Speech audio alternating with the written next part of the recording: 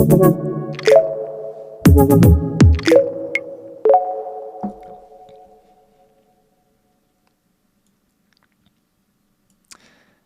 everyone. Thanks for joining us on Kabbalah Explained Simply. I'm your host, Gianni, and today we're going to talk about thoughts. How do we manifest our thoughts into reality so that we can realize our deepest desire?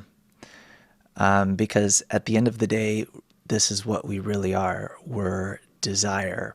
And I consist of a whole soup of desires. Some are weak, some are strong.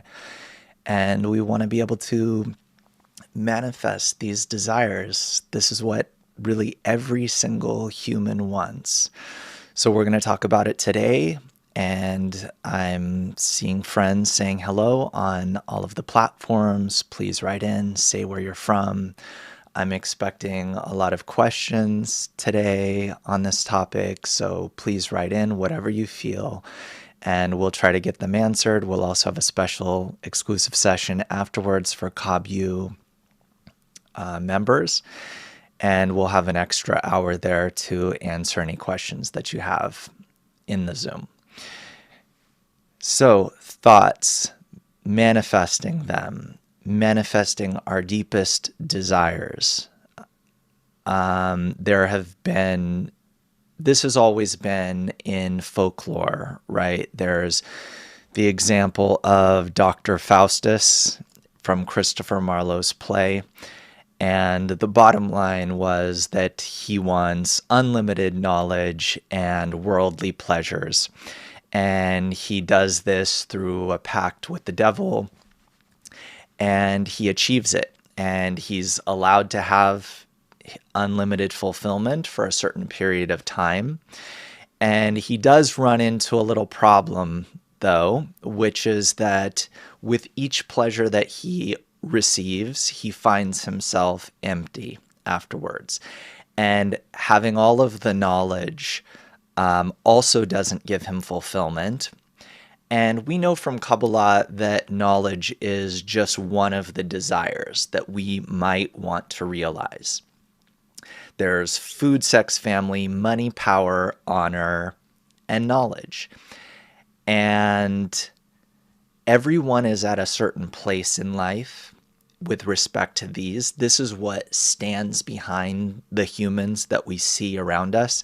It's really just desire, whether it's Leonardo DiCaprio or Elon Musk or any politician or whatever it may be, the guy standing on the corner right now. They're all at a level of desire. This is actually what's animating them. This is what their essence is. Not their thoughts, not their looks. All of that disappears, and what remains and exists behind this life, before and afterwards, and behind all of the matter that exists in our universe before and afterwards, is desire. The rest disappears. Desire is our essence. That is what is eternal. And that's why this is the important thing, because our whole life is about manifesting our desires. If we can manifest them or not, that's a question. We see that the barriers to being able to manifest them are sometimes corporeal. And that's what we mostly see, that there's a physical distance between me and Paris, France. Though I would like to be there, there are plains, oceans standing between me and that. And then there are people standing between me and that. And I can get those people to move out of the way or assist me with money or with charm. So there are different obstacles that are blocking me.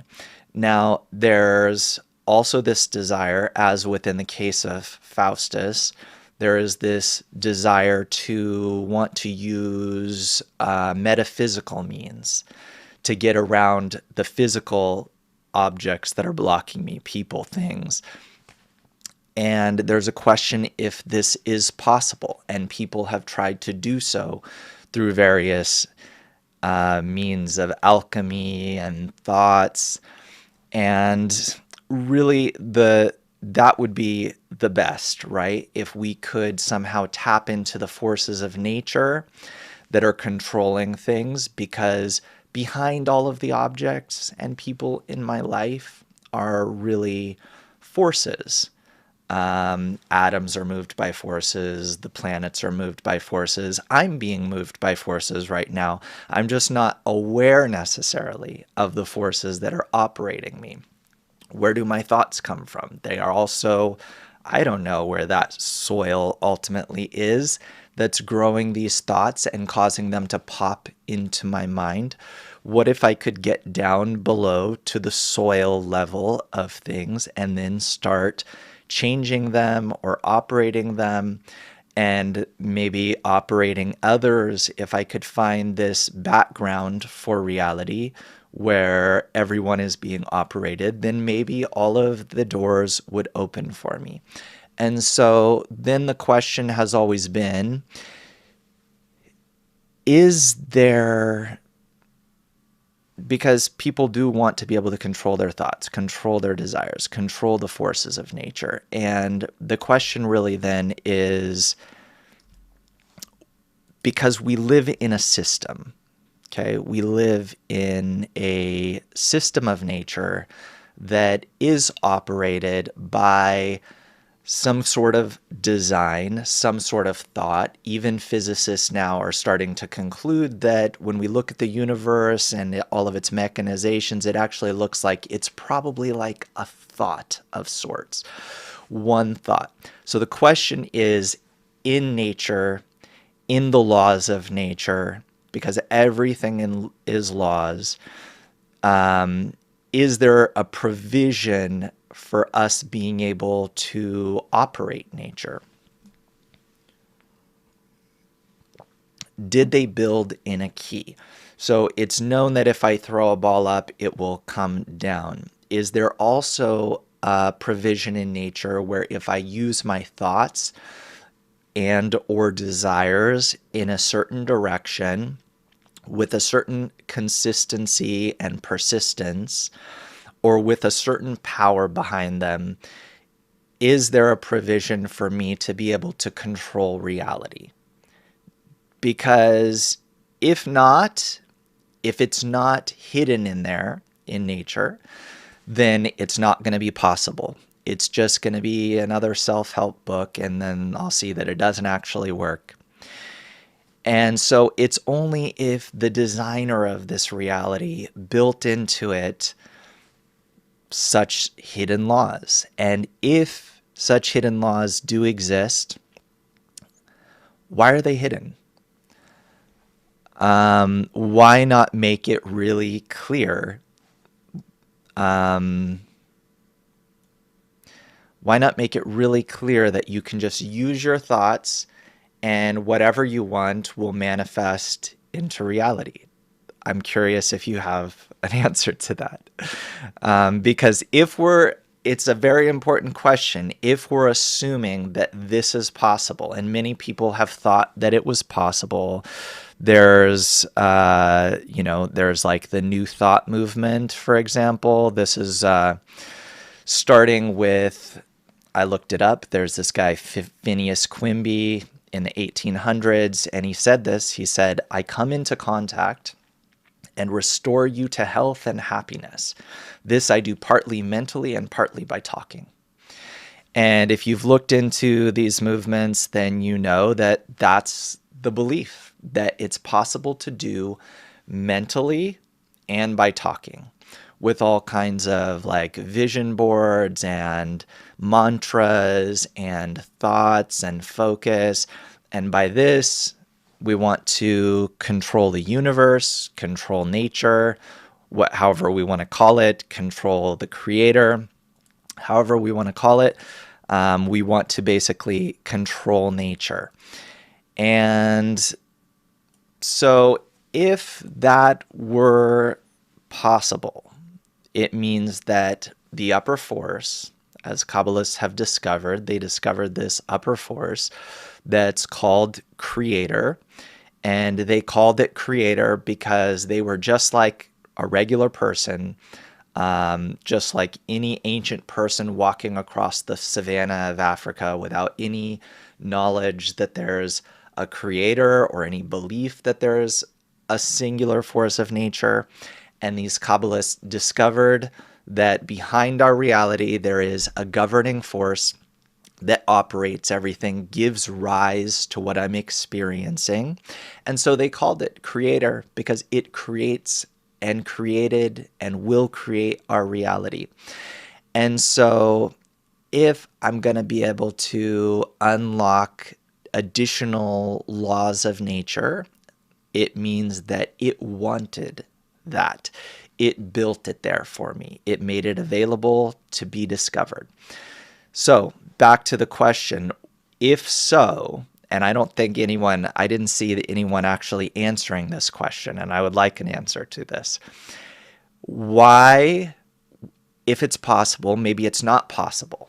Maybe we just live in a clockwork universe. Everything is mechanistic. There's no hidden laws that are related to me and my intentions and being able to change reality.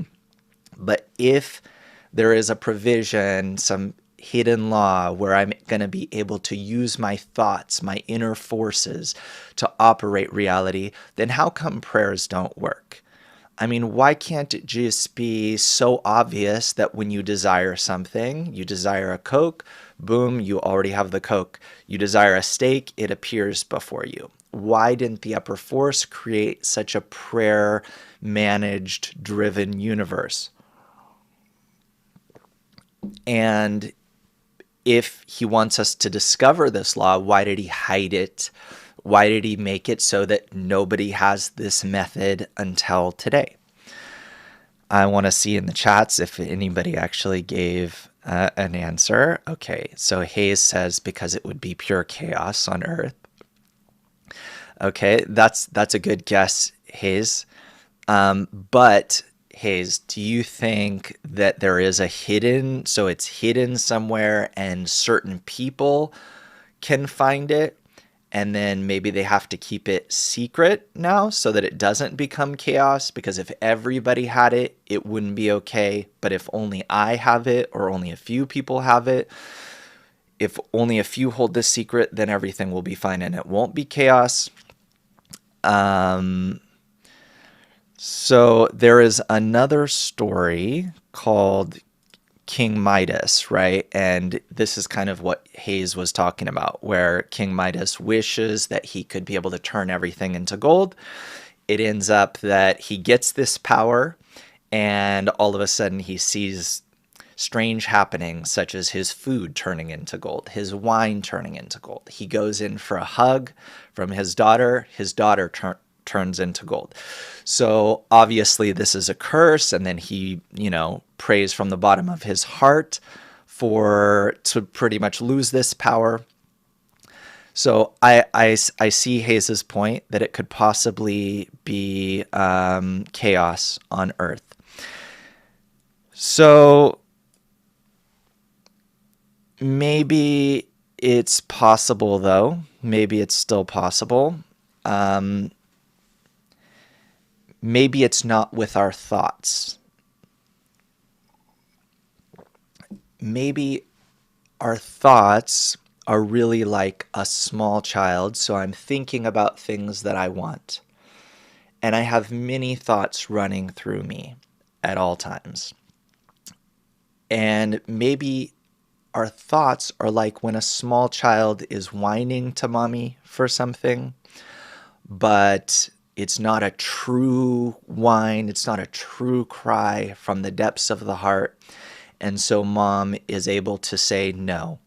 But if the baby cries really from the bottom of the heart that it's a true desire, then the mom answers. So maybe that could be the case with the universe wanting to give us or not give us what we want.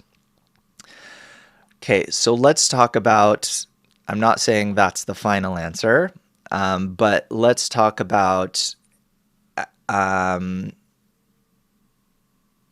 the upper force according to Kabbalah. So Kabbalists who attained this upper force especially through the 125 degrees they tell us there are, that there's a barrier between our world and the upper world, and the upper world is the world of causes, and our world is the world of results. So as much as I'm experiencing all kinds of obstacles to the realizations of my desires, those are all pre-planned. They're already decided. They're decided in the upper world, and then they're only trickling down into my experience. And that's why I feel very weak with respect to this whole world. It's much more powerful than me. I'm feeble with my powers. Even if I control armies, still, the forces of nature are much stronger than us.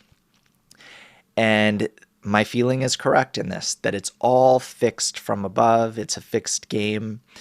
And I can't change a lot in my world. No matter how much I will try and run and exert in this world to change my destiny, I'll see that all of those manipulations are actually feeble. And I'm not really able to do much to change my destiny in the ordinary ways that people think that they can. At the end of the day, they circle back and they learned that everything was sort of managed from above and they didn't do all that much. And they could have done much less suffering and still gotten to the same result. Kabbalists tell us, though, that there is an upper force that we can attain. There's a creator of our reality. And what is his nature? His nature is actually bestowal. And he wants to give us everything. Not only wants to, but also can give us everything. Can give us our desires, just like I painted that portrait where if I want a filet mignon, boom, got it. Want a Coke? Boom, got it. Anything that I want, I get it right away. This creator, that's his nature. This is what he wants to do. And from him, there's no conditions, no morals, no that you need to better yourself or be a better person or wait until you die and receive it in heaven. Nope. He doesn't have time. He is above space and time. And this force, he, she, it, doesn't matter. This force is willing. On its behalf, it is like a loving grandpa that's willing to give absolutely everything. Not a human, of course, a force, but like a grandpa that's just full of love for us and only wants to give. And on its side, there's no preconditions. I don't need to be part of a certain religion or be part of a certain movement or do certain inner moves. And he's not waiting for a certain meditation on my part or a certain mantra or a certain vision board or anything like that. He really works like we wish prayer would work.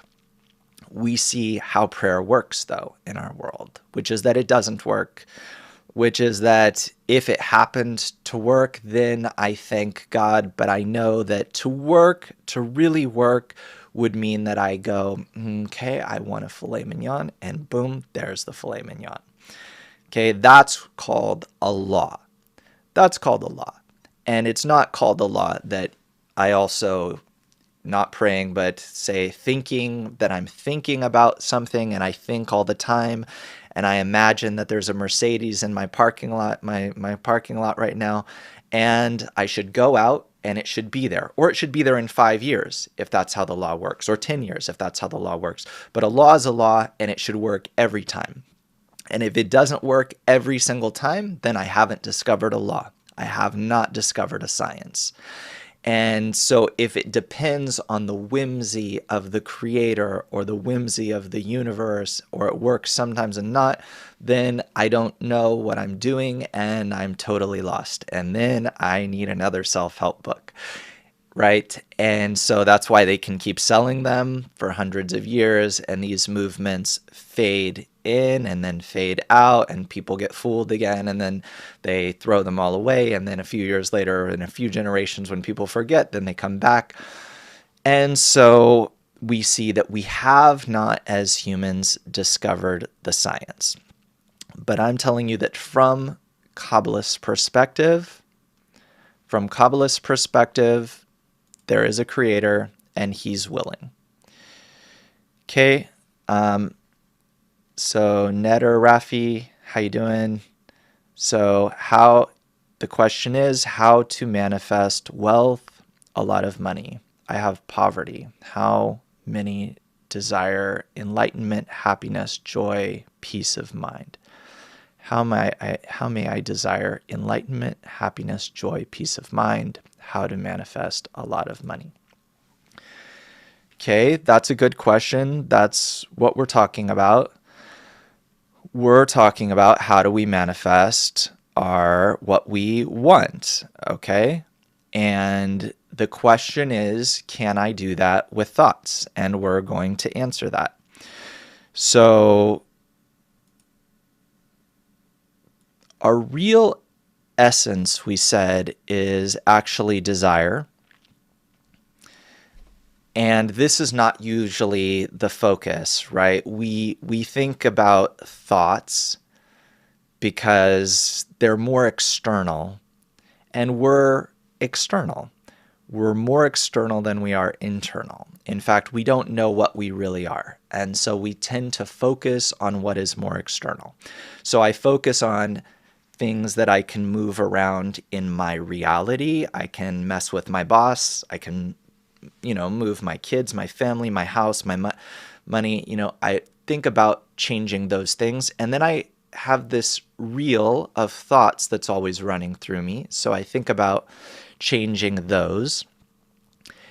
And I instinctively feel that my thoughts can't change reality unless somebody influenced me with some self-help book or something like that.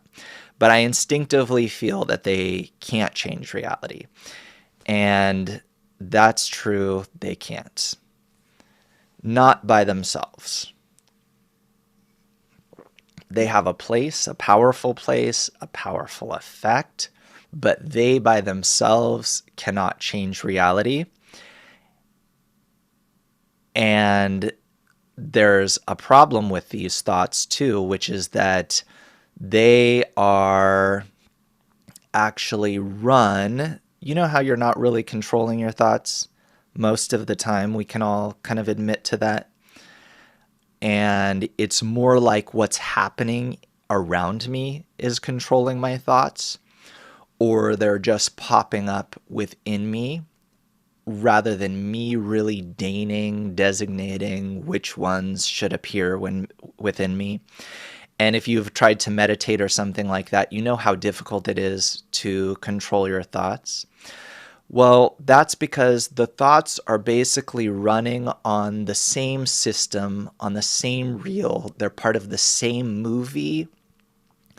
They're like the audio track of a movie, right? You can play the movie, and every time you play it, you get the same audio track. It doesn't change because it's paired with the movie itself. So our thoughts are actually part of the movie of our reality. So as the scenes change, and it doesn't matter if the scenes in my movie are causing my thoughts or my thoughts are causing the scenes, that doesn't matter. Not for practical purposes, it doesn't really matter, because the point is that they are part of one thing. They're part of the same VHS tape or DVD or stream. They're part of one thing and they're moving together, and that's why I'm not really controlling them. And so I'm not controlling them in the same way that I'm not controlling the news tomorrow. What some leader will do with some war across the ocean, I have no control over. And similarly, I'm not controlling my thoughts. So those two are part of a movie, and that's why thoughts are very weak. And as much as I play with my thoughts in my head, I see that in the next moment I'll be thinking something else and it doesn't really depend on me. So what does it actually depend on? They depend on desire. Okay, so what's really changing inside of me and determining my thoughts is the desires that I have.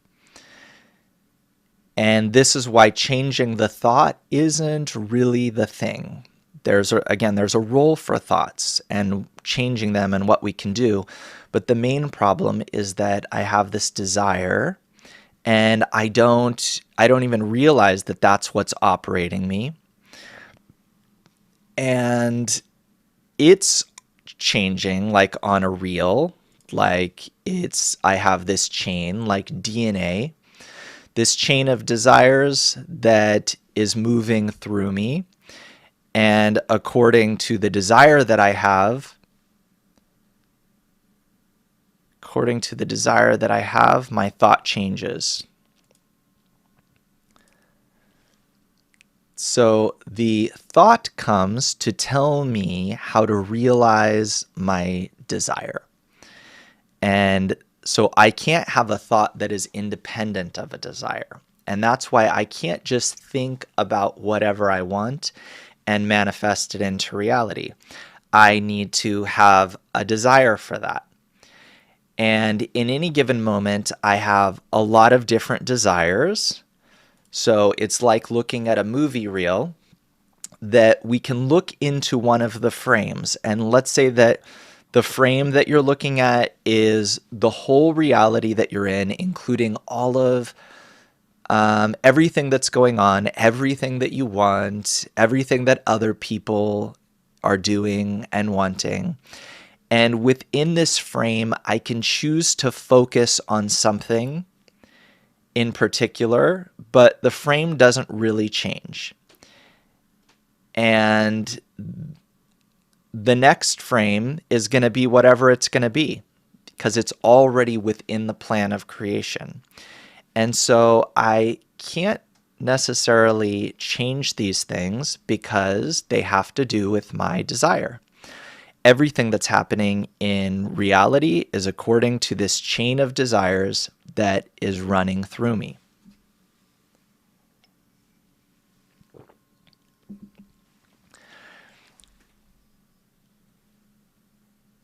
Now, let's see if we have any questions before So first of all, let's say hi to our friend Busy Bee from Louisiana, Kefa from Nigeria, Joe from the UK, Mervy from Boston, Annie from North Carolina, Authenticeb from San Jose, California, Sue from the UK. From Ireland, we have West, Debbie from DC, Joe from San Diego. Okay, friends from all over. That's great. Okay, so it's good to see you all. And so we want to know how we can... So these desires are running through us at all times.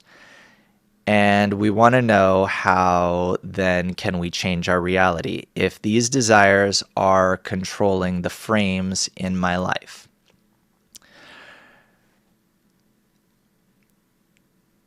So we go through different desires and they belong to a chain and they're unfolding in us. And I can't really change the desires, but I can look at any given frame. And so I have this whole soup of desires. And I can decide, and this was the role of the thought, I can decide which one I actually want to feed.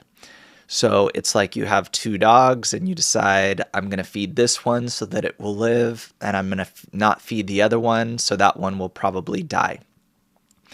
So I can direct my thoughts to decide which desire I want to feed. And so thus I have to decide which one is worthwhile, which one is actually worth my time. So I can, in this way, bring into my experience more of what I want, and thus operate the universe. But so we talked before about it not actually answering my prayers, not fulfilling my requests.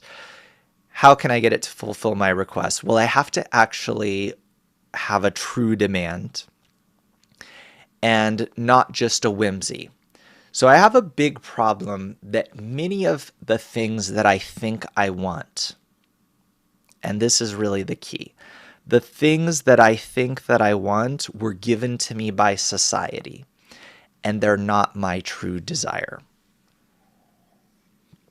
Maybe if I would come here from another time and I would look at the Porsche dealership, I would look at it and think that that design is disgusting.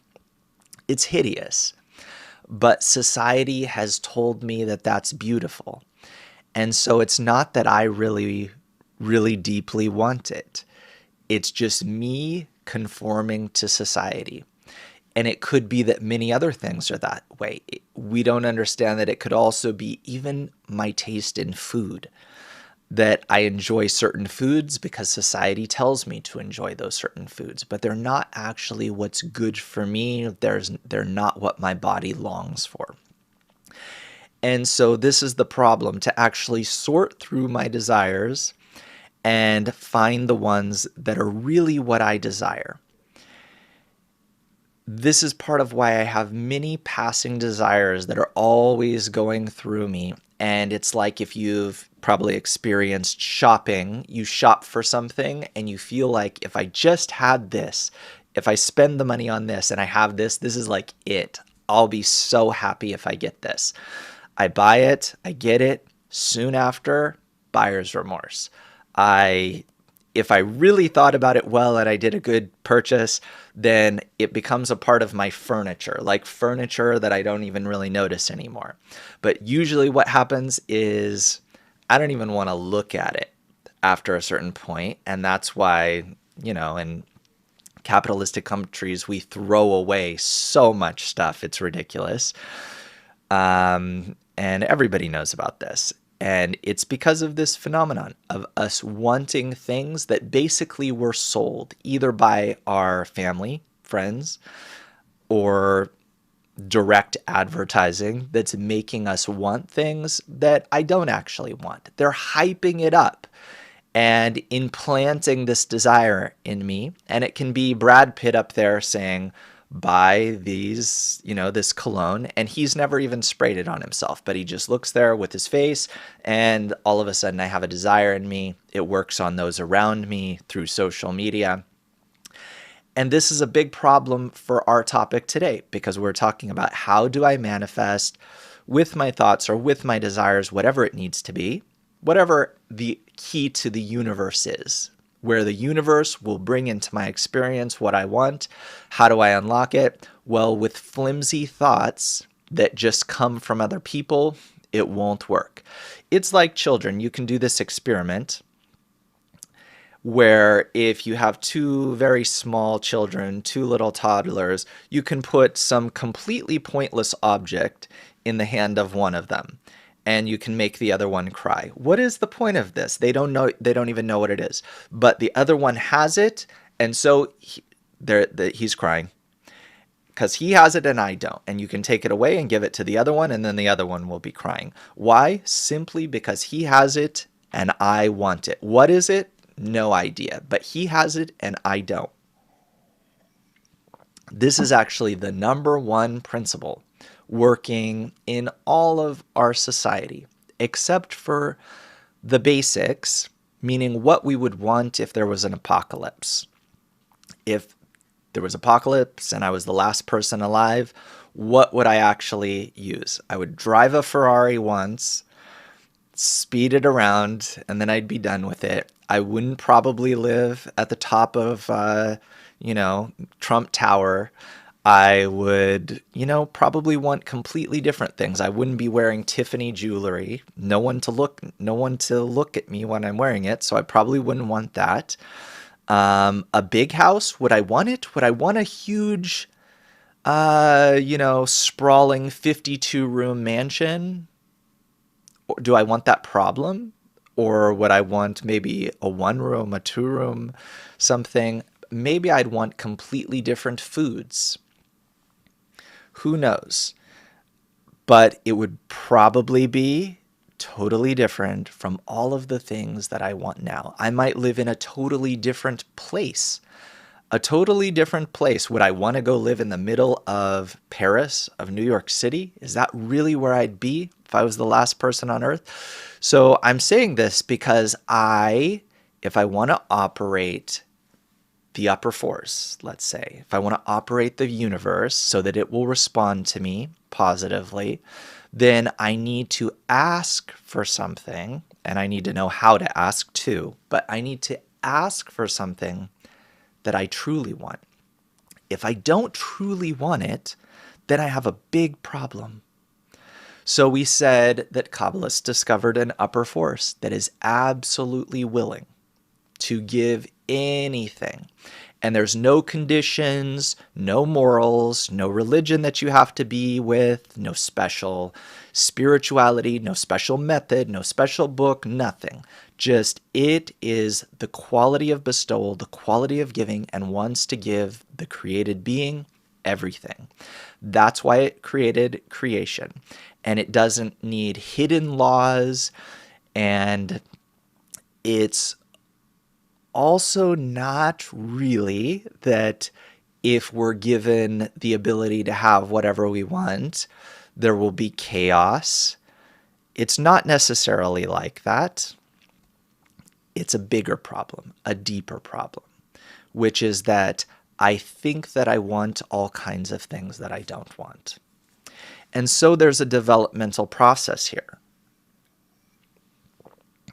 which we're all in, because there is nothing in reality except the creator that created everything and the created being that is supposed to receive everything, all the goodness, without any suffering, without any conditions. To receive the best of the best.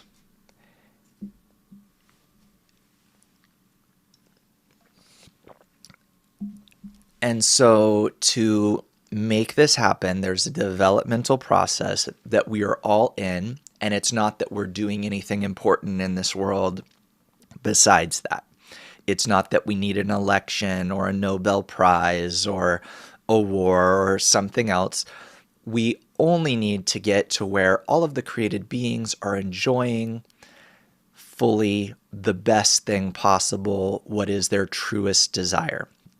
And like we said, these desires that the upper force wants to fulfill, they exist in us as a chain. And they're passing through us. And one by one, what happens? We come to each desire.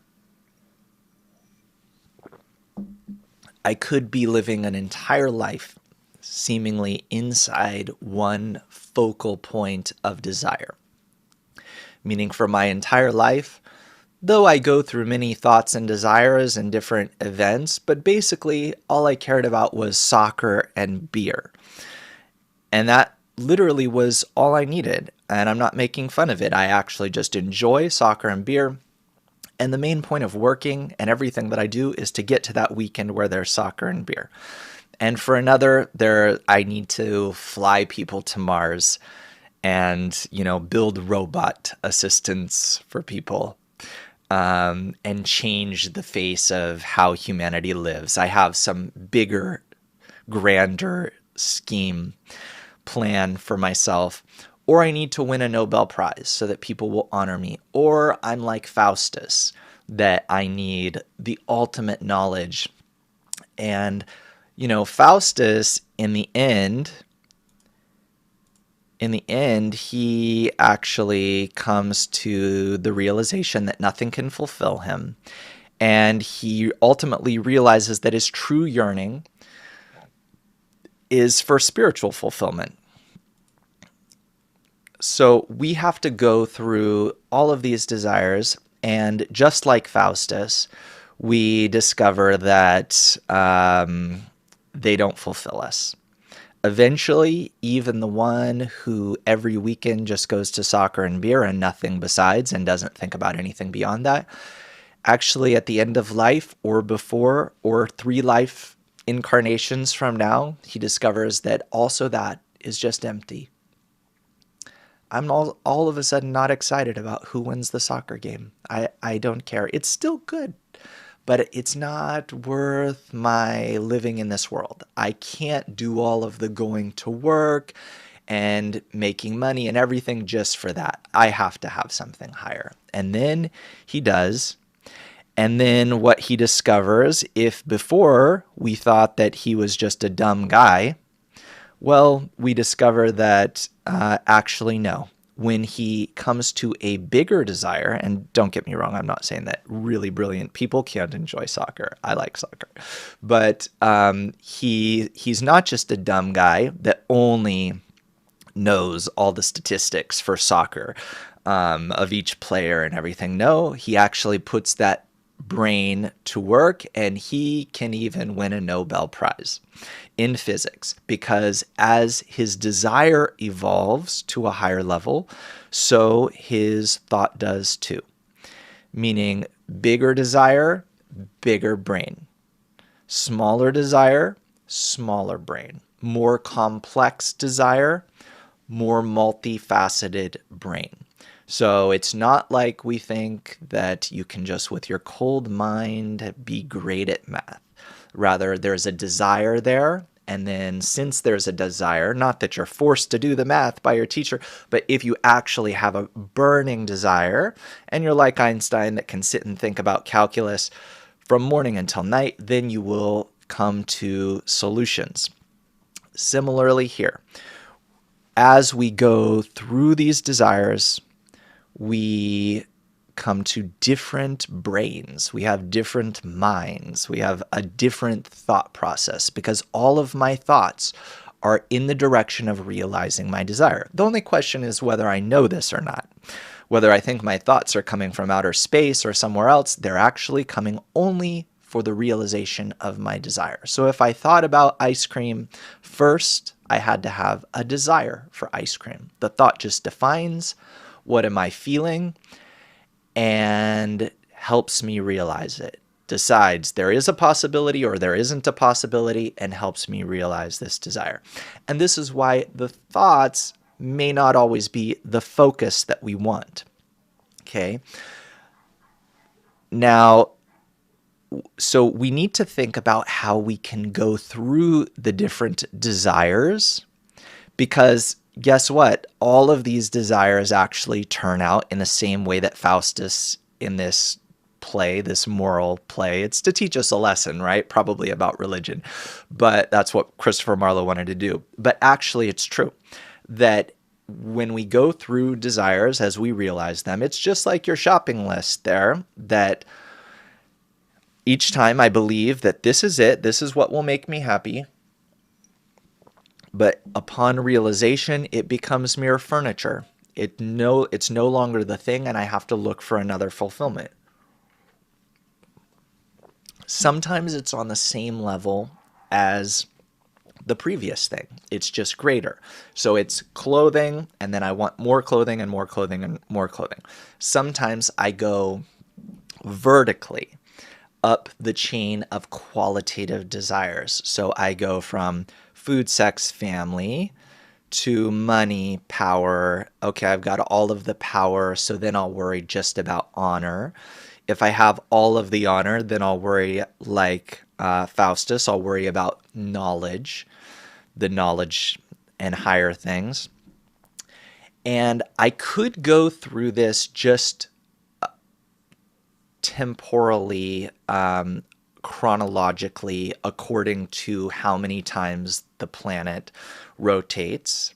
And this and the entire clockwork universe, this clockwork universe moves my desire and my thoughts as one system that are moving together. Nobody is of their own volition moving. It's just one grandfather clock that is operating.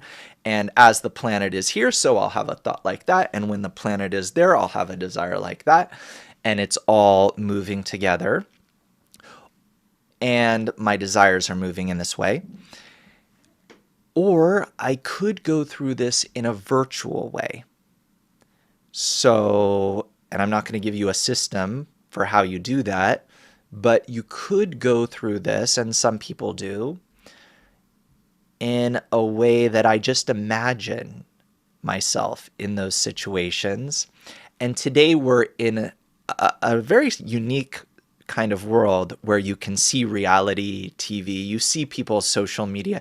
I mean, we live in this fishbowl. No, whether you're a president or you're a celebrity, everybody kind of knows what's going on with everybody.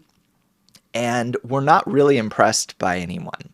There's nobody that we're like in awe of really anymore, whether it's Taylor Swift or Kamala Harris or Putin or whoever it is. We're not like in awe of anyone. We see everyone turns out to be people at the end of the day, and no one's really that special.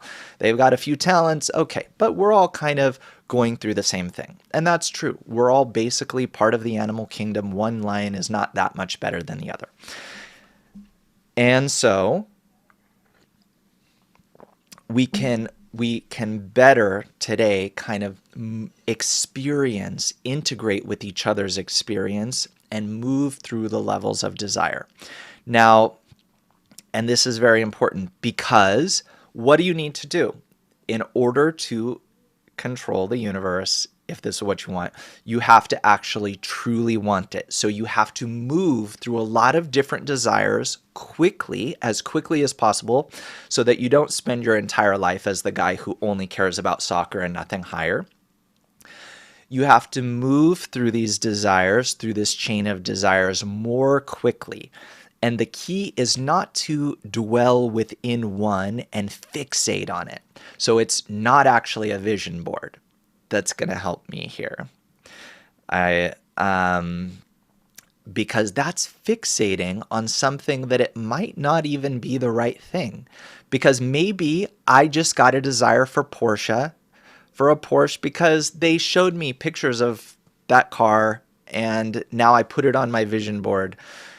And I'm using this term metaphorically, but I'm fixating on this one thing that I may not have a true inner desire for it. And so the universe, the creator, doesn't respond to it. So the question then is, how can I discover what my true inner desire is? Maybe that desire can change, but I have to find that core desire at the bottom of the bottom. I have to peel all these blankets off it and reveal what it actually is. Maybe this blanket is a Mercedes. Maybe this one is fame. Maybe this one is a mansion. Maybe this one is a soulmate. Maybe one of those is my true desire, but maybe not. And it has to be the inner desire that is really built in me. It's not something that I can want it to be that doesn't work. I have it in this chain that I have a true inner desire. And I keep saying the same thing over again, because we think that there's like some workaround for this, and there isn't. I have to discover that I have a true desire, and it's the one that the upper force implanted in me. When this upper force wanted to give me the best of the best. Now, the problem is I'm unique. I'm different from everyone else in the world. And that's why they can want whatever they want, and they can tell me to want what they want, but it doesn't work. I'm unique. I have a unique desire, what I truly, truly want in the depths of my depths. Okay, here comes the twist. As I am on this path of life, and I'm looking for different things, whether it's money, power, knowledge, spirituality. Sometimes people get a desire for spirituality and it branches into different directions. Sometimes it's religion, sometimes it's New Age, self-help, Kabbalah, or an amalgamation, kind of a salad of the different things. A lot of people go for some very general spirituality, something like what we're talking about today, maybe, where you want to see if you can control the universe. And what is actually happening here when you're on this trajectory, especially if you're watching this? So you basically have this ace in the pocket. You have something in your pocket, and you're going to find out that it's a ticket that's worth $1 billion. And it's always been there. And the only difference between the way you feel now and the way you'll feel in a minute is that you're going to know that you have it. Even if you don't have the $1 billion yet, when you have this ticket, the person is already elated. I've got the winning lotto ticket. It's as if it's already in my bank. So a person realizes that all along this trajectory of desires, these are all desires, they've been going toward something, toward the realization of their true desire. And they thought they had to vote for someone in an election. They thought they had to get a certain job, go to a certain school, find a soulmate, come on a spiritual path, learn how to control their thoughts. All these different things they went through were on the way to a very unique desire. And it's going to sound very egoistic when I tell you what this desire is. But this is the bottom of the bottom. And even though I'm going to tell you what it is, it doesn't really matter if I know what it is, because you still have to arrive at it on your own. And every person wants to arrive at this desire. I don't have the option not to want to. Elon Musk, Donald Trump, Kamala Harris, everybody wants to reach this desire and is doing things on the way to it, until I realize that soccer doesn't satisfy me and money doesn't satisfy me. And then now maybe some spiritual thing will satisfy me. But then it's not that spiritual path, it's that spiritual path. And then it's not that one, but this one and that one. And so ultimately what they realize is that what I really want and what's behind this whole session about controlling our thoughts and maybe getting the universe to respond is the most egoistic of all possible desires, which is that I want to control the Creator. I want to operate Him. I want to become Him. I want to take His place.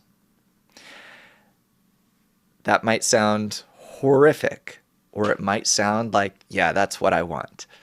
But and this is the most egoistic desire that can be. And this is what's really this is what's behind prayers. This is what's behind thought manifestation. It's that I want to use my forces to be like the Creator. What is like the Creator? Well, the Creator's thought is instantly manifested. Like we said would be the dream, where whatever I desire, boom, I get it immediately. And this actually, though, is what's behind all of these thought movements, these spiritual movements, is that actually controlling the universe is I want to control nature, the forces of nature, and thus fulfill my desires. So I want to be full-on Harry Potter, but with even more power than that. Whether I want to do it with the Creator as a partner or not, it doesn't matter. So He'll serve me. okay, if he's even involved. I could do it even without him. But let's say with him, so I want him to serve my desire. I want to be rich, so give me money. I want this, so he gives me that. And so that might sound egoistic, but this is not bad. And that very nice grandpa, that loving force that really wants to give me everything, he agrees. He agrees with this, just like he agrees with all of the desires. First of all, the guy who just sits there and watches soccer and gets joy from that, the Creator loves him, enjoys him, and is happy that he's happy. And the person who gets pleasure from something else, the Creator is happy with that too. He enjoys all of creations, however they're small or great. But it's still leading to what he really is planning. And it's not that we need to realize it or not realize it. We will realize it. Every person will come to, all of you are in different places, but all of you kind of realized this. Otherwise, you wouldn't be watching this podcast. You realized that maybe not in these words, but you came to this desire to control reality. And the Creator wants this. This is the egoistic form of the form that we're supposed to get to, but that's still great. That's still exalted, and the Creator is happy with it. He's happy that we want to, by controlling the universe, we actually want to be in touch with him. We want to be in touch with him, and we're trying to figure out how. Now, the wisdom of Kabbalah is actually how to do that, how to realize that. So I realize with this, you're coming out with something different than you thought. You wanted to learn how to manifest thoughts, and instead, I'm telling you that you have something that's even greater in your pocket that's accompanying you. It's been accompanying you in your pocket through every desire, through every place that you've been, which is this ultimate desire, which is to be like the Creator, to control the forces of nature, to take his place. This is actually what the Creator wants. He wants us to do what we want to do, of course, in a way that is not egoistic. We need to perform a little switch here. And by studying the wisdom of Kabbalah, this desire remains, but the intention upon it, like why we're doing it, why we need to realize it, is changing. So there's a force in this study in the wisdom of Kabbalah that changes that. And then I am able to really manage creation. Now, will I be able to thought manifest anything that I want in reality? Yes. How will I do it? Now, I don't think there's anyone silly enough to think that from this broadcast, you were already going to be given the key and you were going to manifest a Mercedes in your front yard right after. Okay, obviously, if we're talking about changing the whole reality, it's a serious study. And so gradually, there's a powerful reforming light in the study of Kabbalah that does make it possible for you to align with the upper force, thus taking his place, and in doing so, giving him fulfillment, making him have contentment. Because he, like a loving parent that doesn't want to keep you a child, actually wants you to become like him. You're a doctor, so you want your son to become a doctor, your daughter to become a doctor. So the Creator wants you to be like him, managing the forces of reality through thought, through desire, and it'll be your real desire, though. It's not that you'll, boom, manifest a Mercedes. We'll see. Maybe you need a Mercedes. According to the thought of creation, taking his place, meaning thinking like he thinks, desiring like he desires, and then seeing how you need to manifest reality around you and in your own life. So with that, you have much study ahead of you if you want to learn to do this. It's something that Kabbalists learned how to do, are able to do, and according to their spiritual advancement on this path, they take the place of the Creator more and more. So we're in the beginning stages of this, and this is what we teach, of course, in Kabbalah. We learn how to change ourselves internally, gradually, bit by bit, so that we completely invert from exactly how I am now to being something very different, to being like the Creator. So with that, we'll conclude for the day. Thank you for joining us, and we'll see you next time.